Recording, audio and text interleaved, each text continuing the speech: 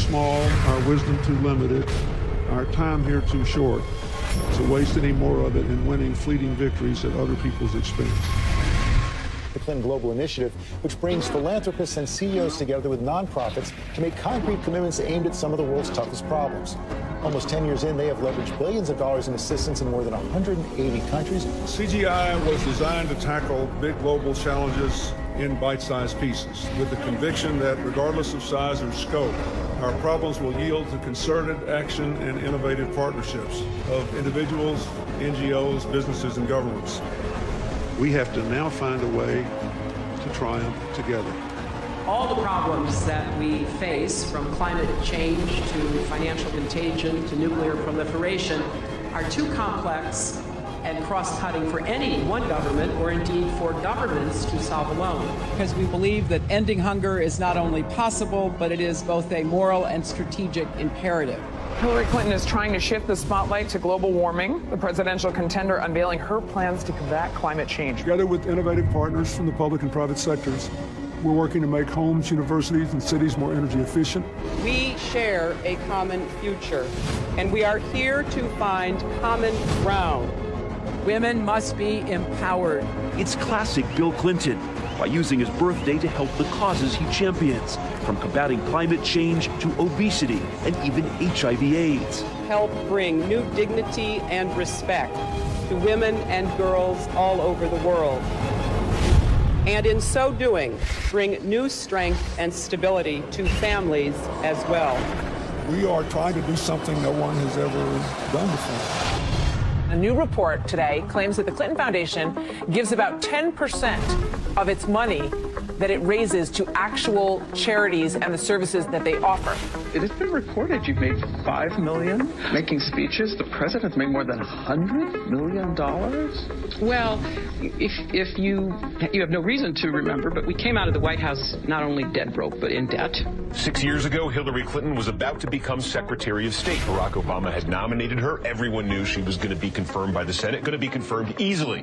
But there was a thought, there was a question, there was a doubt out there about a potential conflict of interest. The Clinton Foundation dropping its self-imposed ban on collecting funds from foreign governments and entities.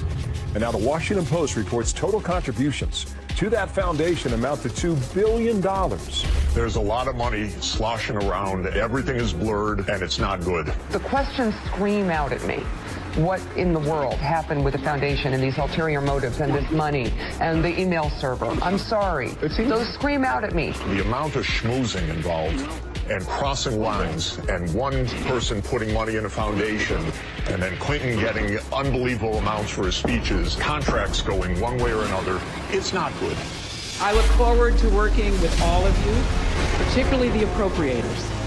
We have a lot of work to do, and it is such important work that lies ahead. With a very simple strategy.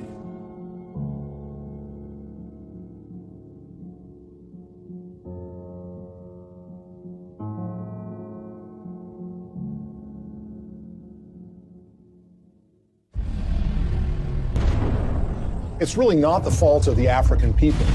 It's largely a result of the kind of system that's been perpetuated there.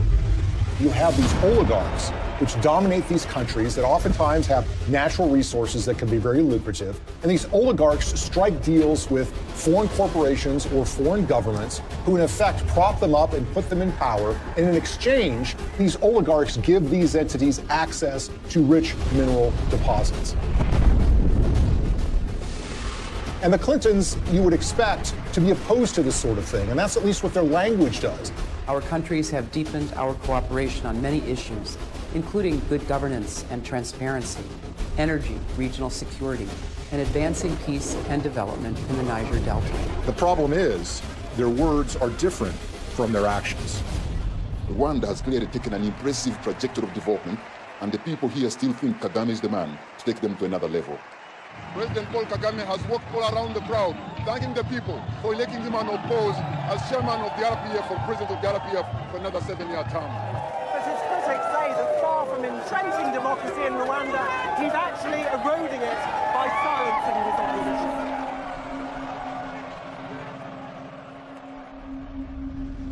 Paul Kagame has been praised by Bill Clinton and the Clinton Foundation.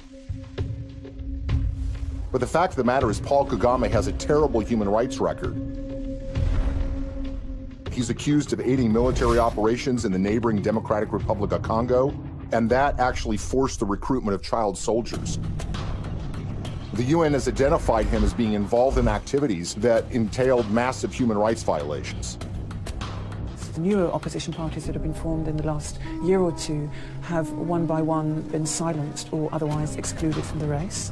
And individuals, so not only politicians but even journalists, for example, and other Rwandans who may have views different from those of the government, have found themselves at the receiving end of what has become quite a violent campaign of intimidation. Well, Paul Kagame is a friend of Bill Clinton's.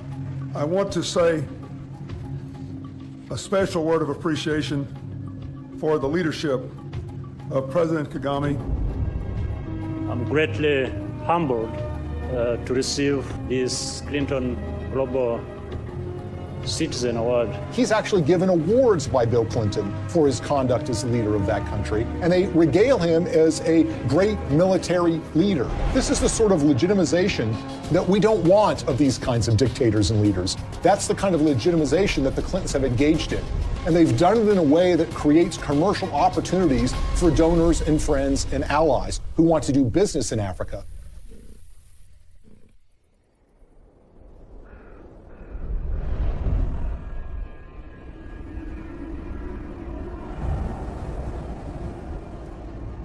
Business in Africa means you're dealing with dictators who are going to give you access to, say, mineral rights or oil drilling rights, but you're going to have to pay them off. The Clintons partner with foreign entities who want access to Africa, and specifically mining companies or energy companies who need to get concessions for access to oil or natural gas or the rights to mine for gold.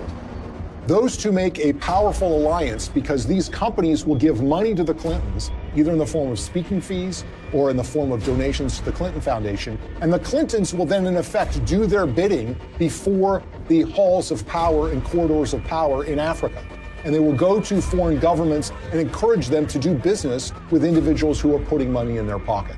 And this leads to some amazing fits of behavior that, in a way, are just reminiscent of 19th century colonialism. A perfect example of this is Ambassador Joe Wilson. Joe Wilson is a longtime friend of the Clintons. In fact, he endorsed Hillary Clinton in the 2008 presidential election, and it was also thought that he might become a senior official in Hillary Clinton's State Department. But the fact of the matter is Joe Wilson was up to something far more nefarious during Hillary Clinton's tenure as Secretary of State. In 2009, shortly after she became Secretary of State, when Wilson was the vice chairman of a company called Jarge Capital, they took out a 50-year lease on 400,000 hectares in South Sudan. South Sudan was in the middle of a civil war, and this lease was actually signed with warlords who were involved in the civil war. These individuals who were engaged in massive human rights violations, including the massacre of opponent tribes. And basically what Joe Wilson was engaged in was something called investing in sovereignty changes. They were basically cutting deals, lucrative deals, worth potentially hundreds of millions of dollars with these warlords. And the expectation was simple. These warlords would take power, then they would give them access to these lands where they could make huge amounts of money exploring for natural gas, exploring for oil, and for mineral rights. Ambassador Joe Wilson isn't the only Clinton friend and foundation donor who was working in war-torn countries. Swedish mining investor Lucas Lundin has pledged $100 million to the Clinton Foundation. He did that in 2007. And his most lucrative mining operations are in the war-torn country of the Democratic Republic of Congo. This is a country that perhaps has the most horrific human rights situation on the face of the earth. By the time Lucas Lundin made his $100 million pledge to the Clinton Foundation, his Congo operation was making, quote, staggering profits, end quote, according to his own financial statements. His overall capitalization was $20 billion. But for those profits to remain staggering, U.S. policy under Hillary Clinton had to remain unchanged. That's a problem. Hillary Clinton, as a senator back in 2006, supported something called the Congo Relief, Security, and Democracy Promotion Act. As the law's name implied, the goal was to bring reform to Congo. That's not something that Lucas Lundin would want. So in 2009, when Hillary became Secretary of State, she reversed course 180 degrees and went from supporting reform in Congo to supporting the status quo. which is exactly what Lucius Lundin would want, who of course had committed $100 million to the Clinton Foundation. But Congo isn't the only scandal-plagued country where Clinton benefactors have made millions.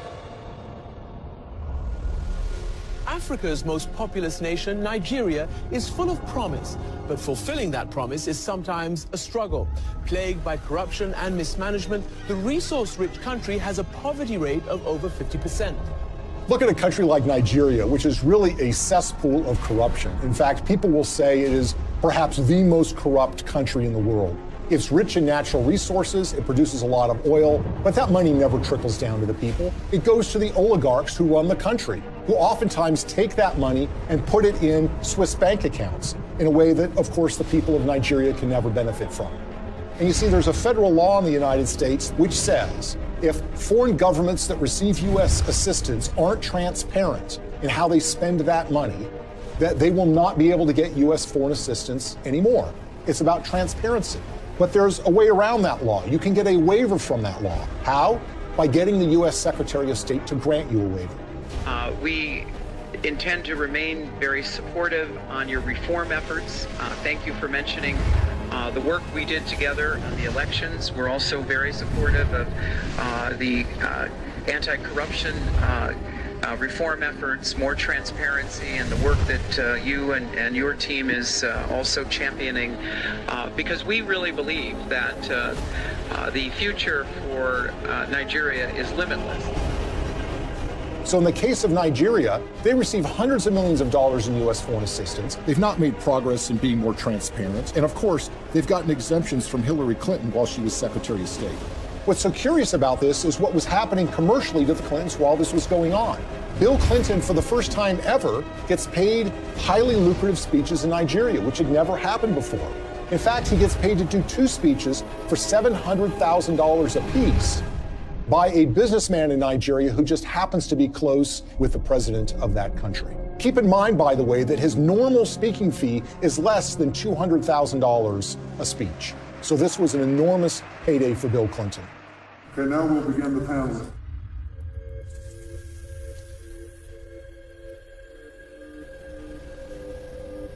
One of the pinnacles of power in that country is a gentleman named Gilbert Chagoury. Gilbert Chagoury, who has committed $1 billion to the Clinton Global Initiative, is connected to another individual in the Clinton orbit. That would be Mark Rich, the billionaire who was on the FBI's 10 Most Wanted list that was suddenly and surprisingly pardoned by Bill Clinton in 2001. Mark Rich, you might recall, is somebody who was trading oil with the Ayatollah Khomeini of Iran at the same time that the Ayatollah was holding 50 Americans hostage. He also had a long history of busting UN sanctions by trading oil with the apartheid regime in South Africa and a whole host of other nefarious governments. Well, Gilbert Chagoury, the high Clinton donor, was business partners with Mark Rich. Together, they sopped up oil assets in Nigeria and sold them on the oil market for the benefit of a corrupt individual who was leading Nigeria at the time named General Abacha. Abacha smuggled, by some estimates, $4 to $8 billion out of the country and put them in European bank accounts. Gilbert Chagoury was indicted and convicted in Europe for helping him to do that. He was charged for aiding and abetting a criminal enterprise and on money laundering charges. And the suffering that ends up being done here is by the people of Nigeria, who see their leadership getting a pass from the United States. The elites in those countries are getting rich, the Clintons are getting rich, and the money somehow never trickles down to the people of Nigeria. Sadly, this theme of resources not trickling down to those most in need is a common one when it comes to the Clintons.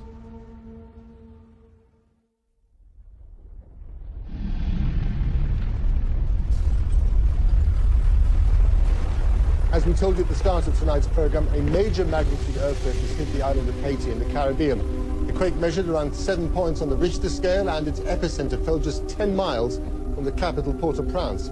Haiti's ambassador to the U.S. has described the event as a catastrophe of major proportions. So far, we have no information regarding the casualties. The war is coming to an end! It was a big earthquake. It lasted like 15 seconds, I think. Probably the most devastating humanitarian crisis that Hillary Clinton faced during her tenure at the State Department was the tragic earthquake in Haiti. It happened in January of 2010, and literally in a matter of seconds, 250,000 people were estimated to have died, and a large portion of the Haitian infrastructure and economy was just decimated. It was a crisis on a massive scale. The United States is offering our full assistance to Haiti and to others in the region. We will be providing both civilian and military disaster relief and humanitarian assistance, and our prayers are with the people who have suffered, their families, and their loved ones. In the days and weeks that followed the earthquake in January of 2010, Hillary Clinton made visits to Haiti. And here's the latest on Haiti. U.S. Secretary of State Hillary Clinton arrived in Port-au-Prince just about an hour ago. She is the highest-ranking U.S. official in Haiti right now since Tuesday's earthquake. She's meeting with Haitian leaders and international officials to discuss the rescue and relief efforts. In fact, on her first visit, which occurred days after the earthquake, they literally had to stop traffic going in to the airport at Port-au-Prince. There, of course, were relief supplies that were being flown in, but that traffic was stopped so the Secretary of State could come and assess the damage. There is a perception, and there have been complaints or reports of bottlenecks, that there's a lot of aid coming in, but it's very hard to get it out to the people who need it. That's just not true. The aid is coming in. We're getting it out. There's just not enough of it yet. She flew in with her political aides on a large federal airplane. She landed at the airport. She made a large press conference, made statements about her commitment to rebuilding this country, and then she was soon whisked away, headed back to Washington, D.C. Theirs is a city in ruins, a country which can do little but wait for help to arrive. The international community responded in the way that you would expect it to. That is, large amounts of money were committed, up to $13 billion from international relief organizations. And of course, you had the official role of the State Department, which would be point on U.S. taxpayer dollars going to Haiti for the purposes of relief. I want to assure the people of Haiti that the United States is a friend, a partner, and a supporter. Hillary Clinton's State Department would oversee the reconstruction effort, with Chief of Staff Cheryl Mills responsible for the allocation of U.S. tax dollars through USAID. And Bill Clinton, already appointed Special Envoy to Haiti for the United Nations, was named co-chair of the Interim Haiti Recovery Commission, along with the former Haitian Prime Minister. I hope it will be rebuilt in a much stronger and more sustainable way, and I think the Haitians want that. So this was clearly a Clinton operation from the beginning. Now, the Haitians had their own ideas about how best to rebuild their country. They wanted new roads. They wanted buildings rebuilt. And that's what you would expect. This is how you recover from an earthquake. The problem is that the Clintons had their own agenda, the interests of major donors who had a vested interest in spending that money in Haiti in ways that would benefit them. And so you immediately had this clash between the Haitians and the Clintons. And Haitians complained almost immediately that they were shut out of the decision-making process, that it was really Bill Clinton and a few of his friends that were calling the shots on the IHRC.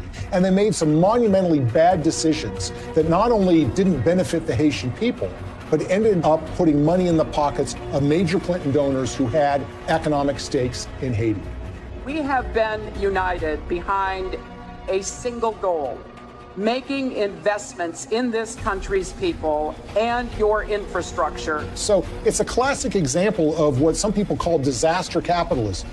Disaster capitalism in that a natural disaster creates opportunities for rebuilding to take place, but also for self-enrichment to take place. And if you look at the Clintons and the promises that were made and the results that actually followed, it is a tragic story of crony capitalism gone awry.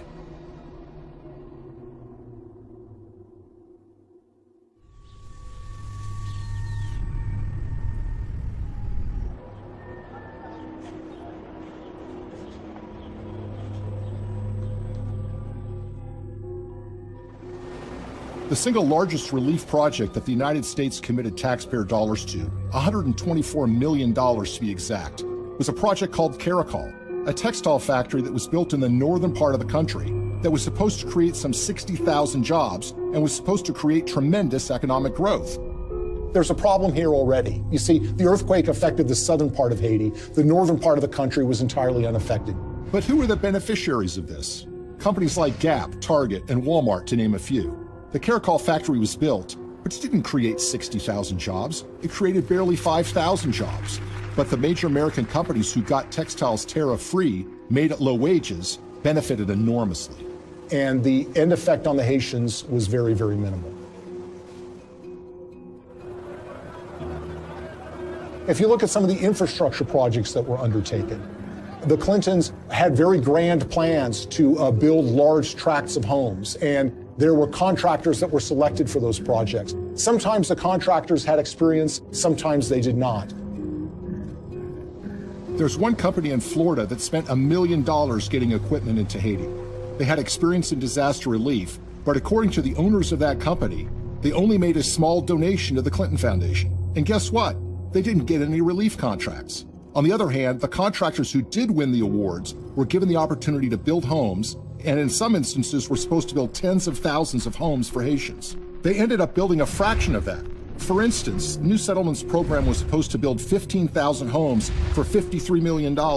Instead, it built 2,600 homes, less than a quarter of the original estimate, for $90 million, or $47 million over budget. And they got away with it. So you had contracts going to these relief organizations that were also involved with the Clinton Global Initiative.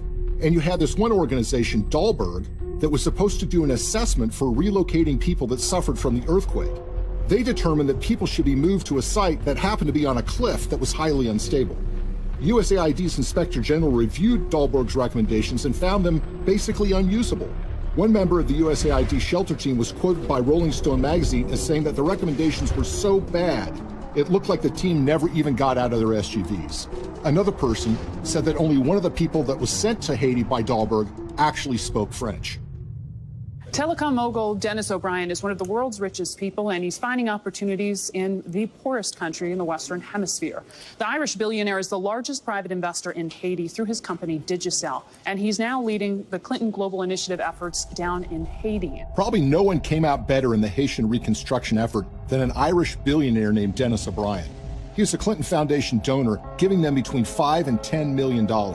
He helped arrange speeches for Bill Clinton, too. The interest of the Obama administration, particularly the former Secretary of State Hillary Clinton, you know, all the different things that have happened to help Haiti get up off the floor have been led by the U.S. And he was the owner of something called Digicel, which is a cell phone company at the time of the earthquake. As part of that relief effort, the State Department run by Hillary Clinton wanted to fund a mobile monies transfer service that would allow Haitian citizens to transfer and receive money on their phones. Well, Digicel applied to be the recipient of that grant money. 4 weeks after their application, Digicel actually sponsored a speech for Bill Clinton in Jamaica, and they paid him $225,000. And as it turns out, within 4 months of that speech, Digicel would receive the first installment of that grant money. The earthquake actually has been great for Digicel and Dennis O'Brien. More than 4 years since a magnitude 7.0 earthquake devastated Haiti, and outrage there is growing over the largely failed reconstruction effort, despite the hundreds of millions of dollars in aid that has been collected and spent by the IHRC, the Interim Haiti Recovery Commission. So whether you're talking about housing or cell phones, you see that the people that are closest to the Clintons have made out very well from the Haitian earthquake. The rest of the country, the ordinary people of Haiti, not so much. Haitian activists staged a protest outside Hillary Clinton's Manhattan office. The demonstrators claim billions of dollars were stolen through the Haiti Reconstruction Commission headed by Bill Clinton. They also say Haiti was used as a cover for foreign governments to funnel kickbacks of possibly hundreds of millions of dollars through the Clinton Foundation. They say it was done in exchange for favors that Hillary was doing for them as Secretary of State. The tragedy is we had an opportunity to rebuild in a way that would give the people of that country hope. Sadly, that opportunity was squandered, and what took place, rather than rebuilding Haiti, was the self-enrichment by friends of the Clintons. For all of Bill Clinton's talk about building Haiti back better, the fact remains that the most visible evidence of Clinton's role in the recovery isn't the improvement of daily life for everyday Haitians, but the construction of new luxury hotels just miles from the folks who have been living in tarps USAID handed out immediately after the earthquake. We are telling the world of the crimes that Bill and Hillary Clinton are responsible for in Haiti.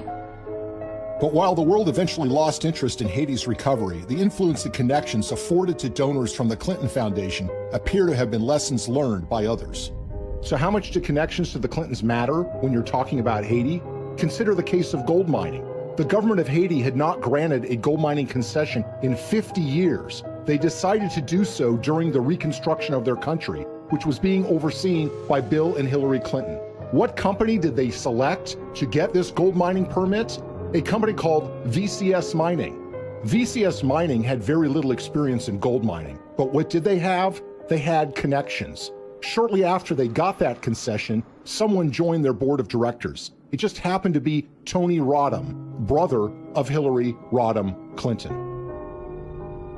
It was a true disaster that followed the earthquake, which was the natural disaster. This was the man-made Clinton-caused disaster in relief that led to the wasting of enormous sums of money, the enrichment of elites that were friends with the Clintons, and the Haitians were left in a situation where their life was really not much better than it was the day after the earthquake happened.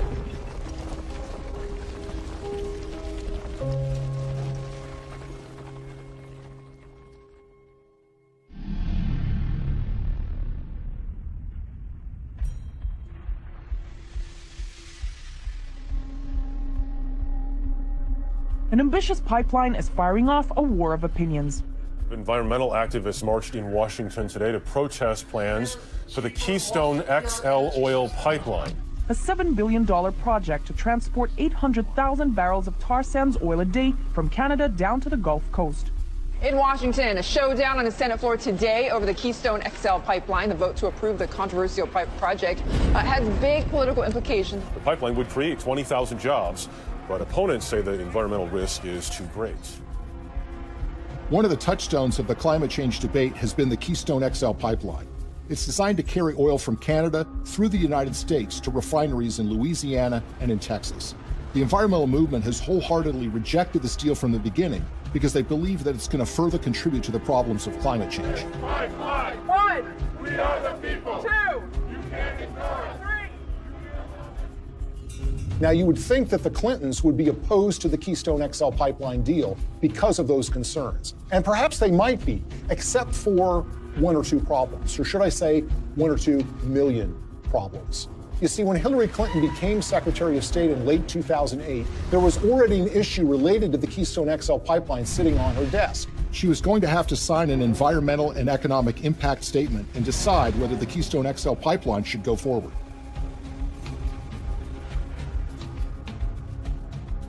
At that precise time, Bill Clinton gets a lucrative offer of nearly $2 million to give 10 speeches in Canada for the first time ever from a company called TD Bank Investment Group. He gave the last speech in May of 2011. 3 months later, Hillary's State Department releases an environmental impact statement that was seen as largely supportive of the Keystone XL pipeline in a way that was massively controversial. Hillary Clinton, in effect, was betraying the environmental movement by greenlighting this deal, when she had in her hands the power to kill this deal in its crib. It was shocking.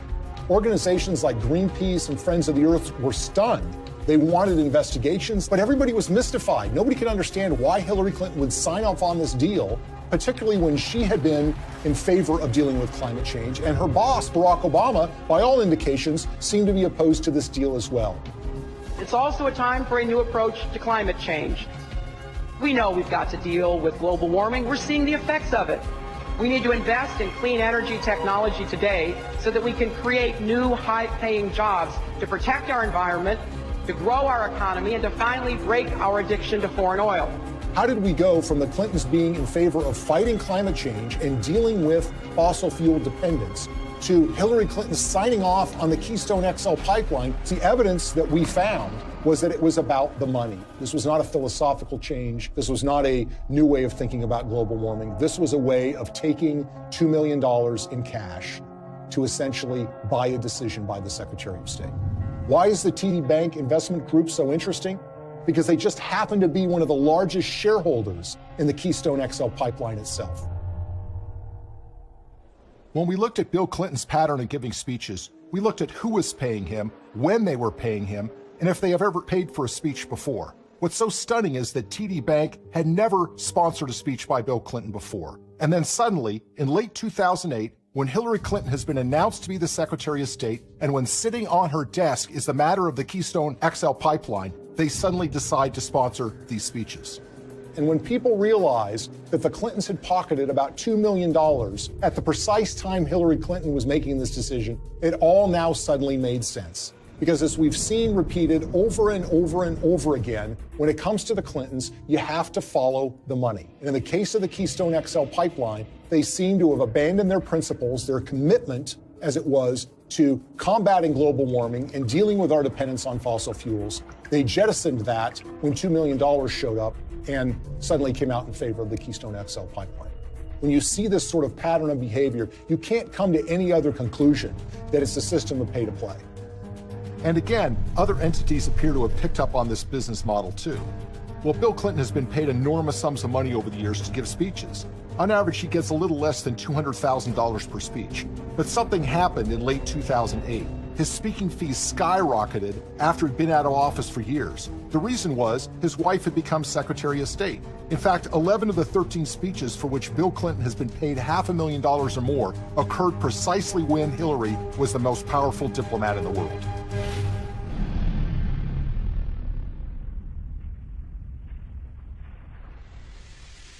You will never contribute to an organization that will give you a higher probability of having your good intentions turn into real positive changes in other people's lives. That will give you a better chance than what you've done here tonight. His single biggest speech payday came from the Swedish telecom company Ericsson. And it's a very, very unusual and troubling story. Now, Ericsson is a Swedish telecom company that in 2009 and 2010 was in trouble with Hillary Clinton's State Department because Ericsson was selling a lot of telecom equipment to Iran, to Belarus, and to other oppressive governments, about which the State Department was concerned. Ericsson risked being put on a list by the federal government in the United States for trading with an enemy state. There was actually an effort being put forward in Washington to broaden Iranian sanctions to include the very technologies that Ericsson was selling to the Iranian government. So it's against this background that Ericsson decided now might be a good time to hire Bill Clinton to give a speech. They had never paid for a speech by him before, and they decided to go in big, $750,000 for a single speech. 7 days after he gave that speech, Hillary's State Department came out with a statement which said, "We are not going to broaden sanctions on Iran to include technologies like telecom. We're going to rely and expect companies like Ericsson to police themselves." It was a massive win for Ericsson. Ericsson was able to avoid having to deal with a regulatory battle in Washington, giving up contracts that were highly lucrative in these countries, and being put on a list that would create an enormous diplomatic problem for them, all because essentially they paid Bill Clinton to give a speech for $750,000. Will you continue to give speeches? Oh, yeah. I got to pay our bills.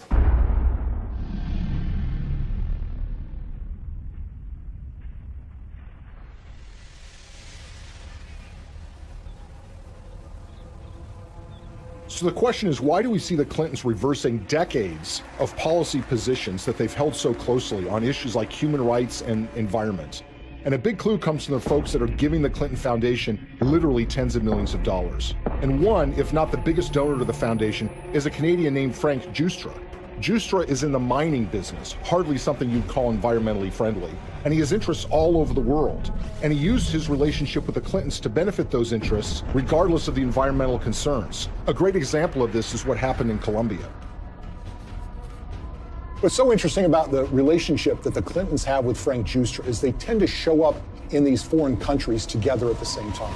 Frank Giustra's made billions of dollars over the years in the so-called penny stock market in Canada, which is highly open to manipulation. He's been very successful in this area. Now, the Vancouver Stock Exchange is not like the New York Stock Exchange in the United States. This is a stock market or an exchange that is dominated by penny stocks, made up of a lot of natural resources stocks. It's sort of the wild, wild west of investing.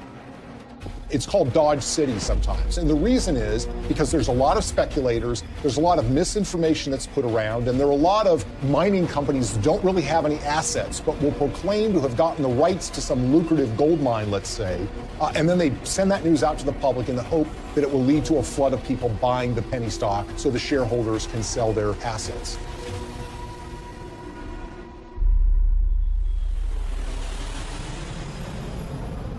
So in June of 2010, Bill Clinton and Frank Giustra fly to Bogota, Colombia.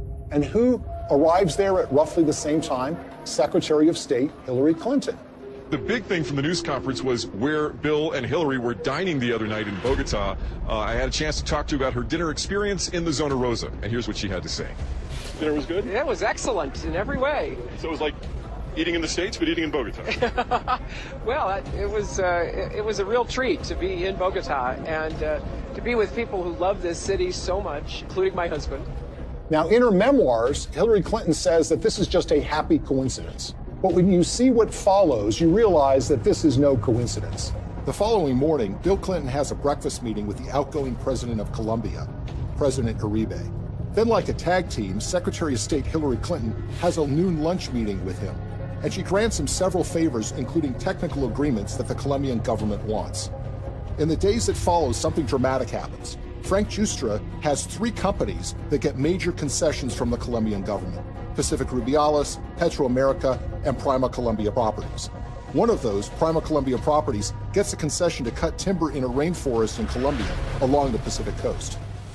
And that timber is not intended to export to the United States, but is intended for export to China.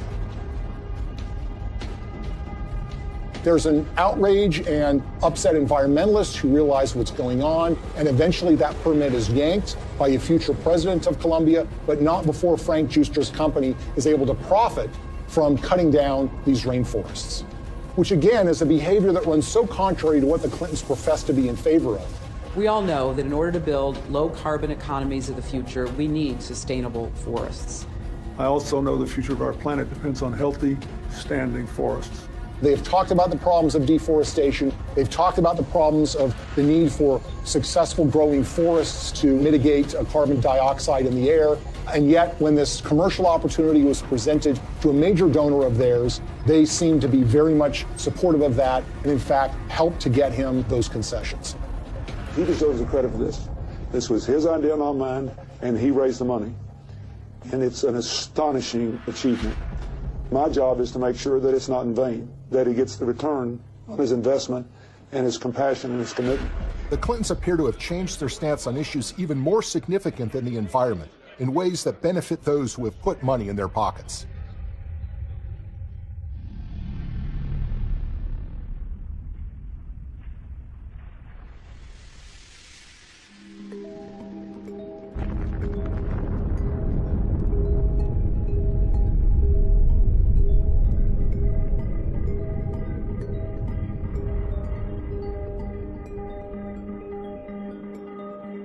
I represent a president and a country committed to a vision of a world without nuclear weapons and to taking the concrete steps necessary that will help us get there.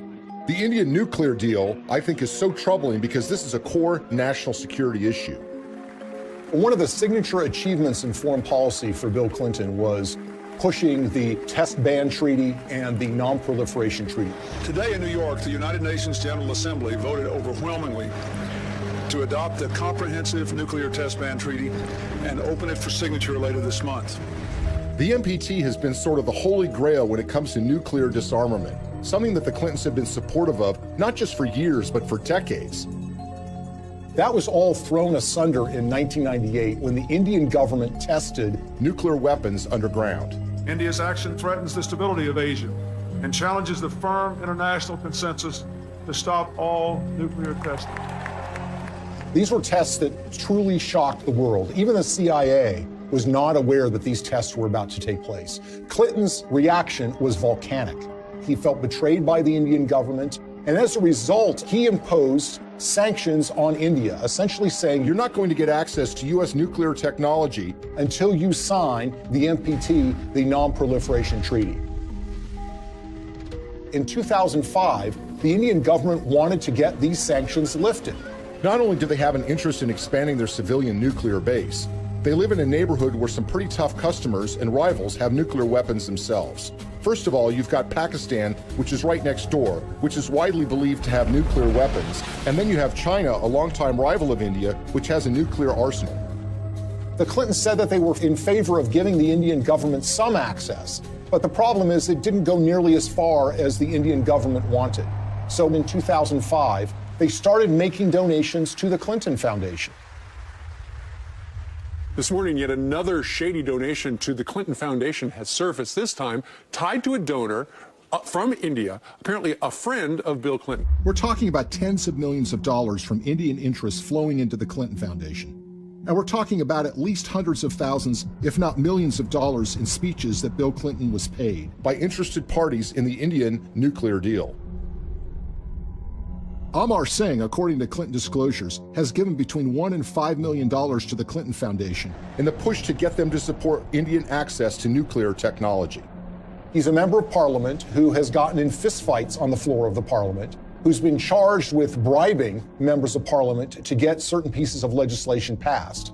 You see, the problem is when you ask Amar Singh, he says it wasn't my money. I don't have that kind of money. I couldn't have given him that amount of money. And in fact, when you look at Indian public records, you see that Amar Singh doesn't have a net worth anything close to being able to give that amount of money.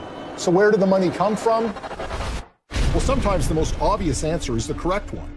Sant Chantwal is an Indian businessman who has been close to the Clintons for years. He pledged to raise $5 million for her 2008 presidential campaign. And Bill Clinton was at his son's wedding. They actually named him as a trustee of the Clinton Foundation. When Hillary Clinton was first running for the Senate in 2000, Sant Chantwal was in trouble with a federal agency called the Federal Deposit Insurance Corporation.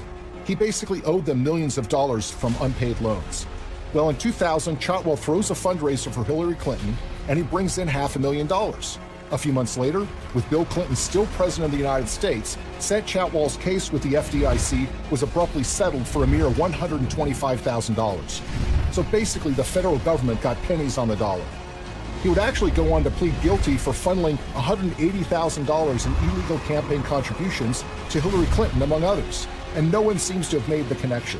Well, maybe one reason no one made the connection is because the Clinton Foundation mysteriously erased any mention of Sant Chantwal from the website once he had admitted to his illegal activity. So here we are years later, and we've got this donation in a guy's name who swears he didn't actually make the donation. And you've got this longtime Clinton benefactor who actually gets the highest civilian award in India because of his role in changing Hillary Clinton's mind on this nuke deal. Sant Chantwal says he's worked with everybody and even laid the foundation of the Indo-US nuclear deal. So the Indian government says that they've given you this award for your role in pushing the Indo-US nuclear deal forward. How exactly would you describe the role you played in this? Well, I can tell you Indian nuclear power deal. If you look at it, I'm the first one. I laid the foundation. On the eve of the vote in 2008 to approve Indian access to U.S. civilian nuclear technology, Amar Singh, who barely knows Hillary Clinton, had a 2-hour meeting with her where they discussed the Indian nuclear deal. Amar Singh says that the dinner meeting resulted in her telling him that she was supportive of the deal and that she was making efforts to make sure that the deal did get through. And lo and behold, by 2008, Hillary Clinton was fully in support and in favor of this policy in a way that was a complete reversal of the position that she had taken before. In other words, the flow of money had led the Clintons to change their positions on the Non-Proliferation Treaty, and specifically, India getting access to U.S. nuclear technology. This was a decision that was wholly out of step, wholly inconsistent with a progressive liberal agenda. Hillary Clinton made a decision of reversing her previous position after the flow of funds to the Clinton Foundation, and her husband gave some speeches in India. But this wouldn't be the last time Hillary reversed herself regarding nuclear weapons technology. Shockingly, Bill and Hillary would end up receiving money from folks that were looking to make something happen a lot closer to home.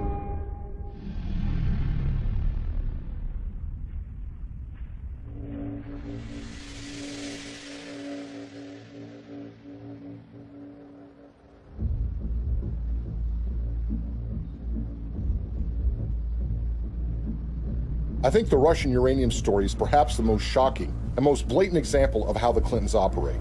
This is a story about the Russian State Nuclear Agency, American uranium, $145 million in cash, and the Clintons. At the end of the day, this is a story about buying influence and selling influence.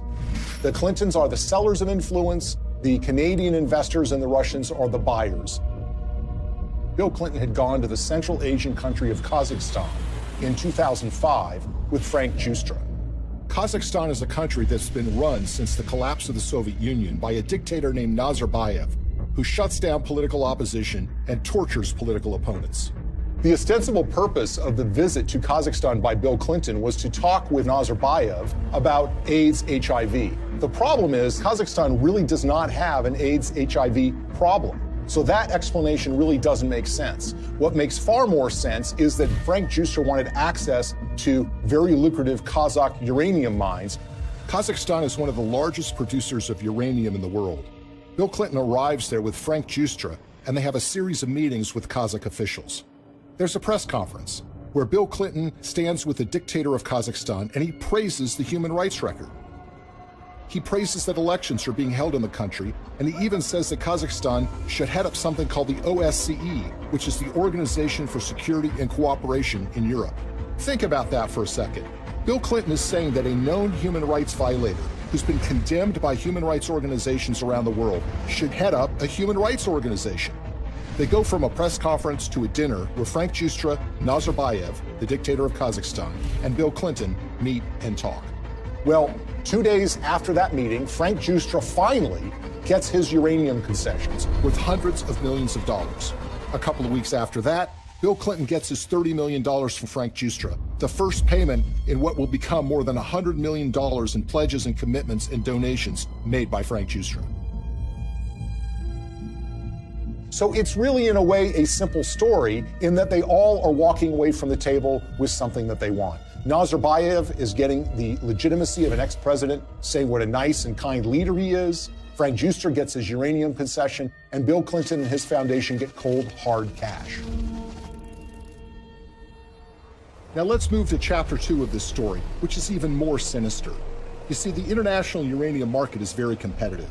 The Kremlin sees dominance and control of the uranium market as a source of national power. Frank Giustra takes that uranium concession he got in Kazakhstan and puts it into a company in a so-called reverse merger, which was one way for a private company to go public to form something called Uranium One. It's a company traded on the stock market in Canada, and they start acquiring uranium concessions in places like Wyoming, Texas, New Mexico, and Utah. And by 2009, they have what is expected to be 50% of future uranium production in the United States. This gets the interest of Vladimir Putin and the Russian government. And in fact, there are State Department cables that were leaked through WikiLeaks, which show that Hillary was aware of the fact that the Russians took great care to try to dominate the international uranium market. Well, the Russians want to buy this asset, and they offer a 40% overprice on the share of the stock. And for this transaction to go through, it has to be approved by the U.S. federal government. Why? Because uranium is regarded as a critical industry in the United States. After all, this is used for our civilian nuclear reactors and goes into nuclear weapons. So it goes before the federal government, where it needs to be signed off by a series of federal agencies, including the Secretary of State, Hillary Clinton. As Hillary Clinton is contemplating this, shareholders in Uranium One, including Frank Giustra, have sent more than $145 million to the Clinton Foundation. The chairman of that company at the precise time is a guy named Ian Telfer, who is also making donations to the Clinton Foundation, as is Frank Holmes, who is another major Uranium One shareholder. And Hillary Clinton, who has a record of opposing precisely these kinds of deals, comes out and says, you know what, I think this is a good deal. Let's let Vladimir Putin take control of what is now 20% of U.S. uranium production. Bill Clinton and Hillary Clinton are the only figures in American politics who are willing to do this deal and who could actually pull it off, because they had a reputation that runs so contrary to what they're doing. I mean, this is what the Clinton Foundation does, right? This is what they talk about politically, their support for human rights, their concerns about proliferation, their concerns about issues related to Russian aggression. There's no doubt that when Putin came back in and said he was going to be president, that did change the relationship. We have to stand up to his bullying. And what's so interesting when you consider this uranium deal are the actions of a small Canadian investment firm called Salida Capital. Salida Capital, in 2010, as this deal was going down, committed to give millions of dollars to the Clinton Foundation, and they also sponsored a speech by Bill Clinton in Canada. Salida Capital is also the name of a wholly owned subsidiary of Rosatom. Who is Rosatom? Well, this is the government agency in Russia that controls their nuclear arsenal, that built nuclear reactors in Iran and engages in nuclear technology exchanges with rogue countries like North Korea. What this means, in essence, is that the Russian government, specifically Rosatom, was funneling money through a subsidiary directly to the Clinton Foundation. But the payday didn't end there. 4 months before Hillary Clinton's State Department would sign off on the Russian purchase of uranium-1, Bill Clinton got paid $500,000 to give a single speech in Moscow. He was being paid by a firm called Renaissance Capital, which has a long history of association with Russian intelligence services. What makes this speech stand out is not only the timing of when he's being paid, but the amount that he's being paid. You see, the last time Bill Clinton gave a speech in Russia was 5 years earlier. At that time, he was paid about 1/3 of what he was being paid this time. Why is Russian control of 20% of U.S. uranium so troubling? If you're in an era where nuclear weapons are a reality, where nuclear energy is an important component of energy production in the United States, and increasingly around the world, control of uranium is absolutely crucial. And unlike oil or natural gas can be found in so many places around the world, there are precious few places where you can find significant and large amounts of uranium that you can produce on a commercial scale. What we've essentially done is handed this precious resource to Vladimir Putin and the Russian government. They're not only engaged in aggression in places like Ukraine, but they've been very aggressive in fighting American interests around the globe. Russia's not an ally. Russia's not a friend. Vladimir Putin's Russia is a rival of the United States, and yet we've given them control over this precious resource. Uranium, the key mineral in nuclear generation, is a domestic resource. This is what's going to power America. I think a lot of people in Middle America would be surprised to know that the Russian government is doing business in places like Colorado or Wyoming or Utah. These are small mining towns. These are operations that have existed for a while, that have been under the control of American companies or for a while Canadian companies. But it's now Russian companies that control this, and those companies are controlled by the Russian government. Having read through the archives of the KGB, the files that they have been released, I can tell you that they look at the United States as weak and ineffectual. This is a thuggish government that is engaged in massive human rights violations. There are opponents of this regime that have been killed or have disappeared. There's been persecution of human rights organizations. There's been persecution of homosexuals. And it's shocking and stunning to me that there has not been more attention focused to this fact, that we have given this critical resource to somebody who is engaged in so much nefarious behavior. Greetings from Washington. I want to thank all of you for your work to root out corruption that weakens economic development, feeds black markets and organized crime, and undermines the promise of democracy. As we work together to eradicate corruption in our own countries, we should also maintain the highest standards of transparency and accountability in our development efforts around the world. Corruption in emerging markets and fragile democracies undermines the confidence of citizens and investors alike, while responsible governance helps to foster sustainable economic development and political stability. I believe in the oldest adage in American politics, which is follow the money. Enormous amounts of money have flowed to the Clintons from foreign governments, foreign financiers, and businesses. Some of that money lands in their pocket. Some of it lands in their foundation. It's a pattern we've seen repeated over and over and over again all around the world. It's not a coincidence. Money exchanges hands and favors are done. Now Clinton friends and supporters will say there's no smoking gun. But look at American political history. People are convicted all the time for a pattern of behavior where, for example, they're engaged in insider trading on the stock market. So, for example, you have a foreign corporation or a foreign government that wants something from the State Department while Hillary Clinton is Secretary of State. They will make a large payment to the Clinton Foundation. That will be followed by favorable action on their behalf. If that happens 1 or 2 times, you might say, look, it's just a coincidence. But when you see the pattern recreated over and over and over again, you have to recognize that these events are connected. They've created a model for massive self-enrichment that allows you to go into so-called public service, but get extremely rich at the same time. And when friends and allies say that the Clintons aren't really that interested in money, their actions show otherwise. What's so shocking to a lot of people is that making of that money requires them to betray their progressive values, the environment, labor unions, women's rights, human rights. The Clintons are doing business and growing rich with the favor of the very individuals who you would expect to be their political opposites. For a very long time in American history, and probably still to this day, one of the worst things that could be said about you as a politician is that you are on the take from foreign interests.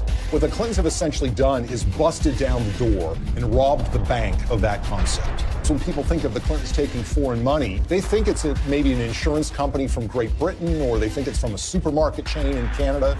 The fact of the matter is a lot of that money comes from the darkest, worst corners of the world. Are countries like Nigeria and Russia in the habit of giving money to politicians and not wanting something back? The Clintons are glad to take this money. It's made them fabulously wealthy. But what has it done for us? Before we had to worry about money from Wall Street and big labor. Now we have to worry about it coming from around the world and infecting our politics and damaging our politics, everything from our uranium policy to our human rights policy. Nothing seems to be safe anymore. How is this not corruption? How is this not a crime? With the Clintons, nothing is sacred. Everything is for sale. But we are the ones who are paying the price. Maybe, just maybe, the American people are tired of being sold out.